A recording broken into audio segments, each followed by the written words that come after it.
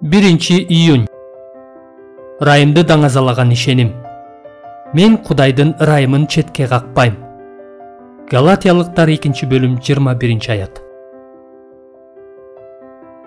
Кичинекей бала кезимде сууга түшүп жатып, жээкке урган толкундун айынан тең салмактуулугумду жоготкондо, бир заматта өзүмдү океандын ортосуна сүйрөлүп бараткандай сездим. Бул мен үчүн үрөй учурарлык нерсе болгон. Мен эки жагымды карап, бул абалдан чыгууга аракет кылдым, бирок бутум жерге жетпей койду. Анткени толкун катуу болуп, сүзүүгө мүмкүнчүлүк бербей жатты. Кандай болбосун, мен мыкты сүзүүчү эмес элем. Дүрбөлөңгө түшүп жатып, бир гана нерсе жөнүндө ойлондум. Мага кимдир бирөө жардам бере алабы? Бирок мен суу астынан жардамга чакырууга оозумду да ача алган жокмун. Атам күчтүү колу менен мени желкемден кармаганда, мен өзүмдү дүйнөдөгү эң бактылуу адам катары сездим. Мен өзүмдү толугу менен анын күчүнө тапшырдым.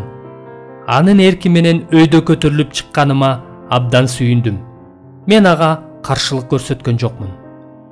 Ошол учурда абал өтө деле коркунучтуу эмес экенин көрсөтүүгө аракет кылышым керек же өз күчүм менен атама жардам беришим керек деген ойлор такыр оюма келген жок.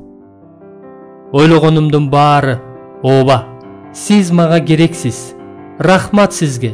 Мен сиздин күчүңүзгө жана жардамчы колуңузга муктажмын. Сиз улуусуз. Өзүн арнаган ушундай сүйүү менен эч ким мактанбайт. Мен бул өзүн арнаган сүйүүнү ишеним деп атадым. Атамды ошол учурда Кудайдын келечектеги ырайымынын үлгүсү катары карасам болот.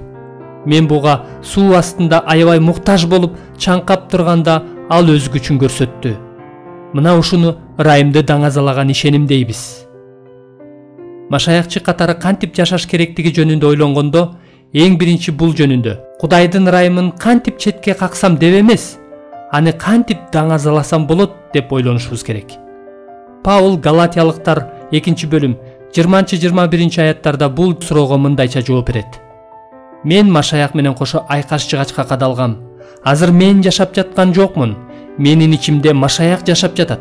Ал эми азыркы денедеги жашоомду айта турган болсом, мени сүйгөн жана менин ордума өзүн курмандык кылган Кудай уулуна болгон ишеним менен жашап жатам. Мен Кудайдын ырайымын четке какпайм. Эмне үчүн ал өз жашоосунда Кудайдын ырайымын четке каккан эмес? Анткени ал Кудай уулуна болгон ишеним менен жашады. Ишеним бардык көңүлдү ырайымга буруп, аны четке какпайт, бирок аны даңазалайт.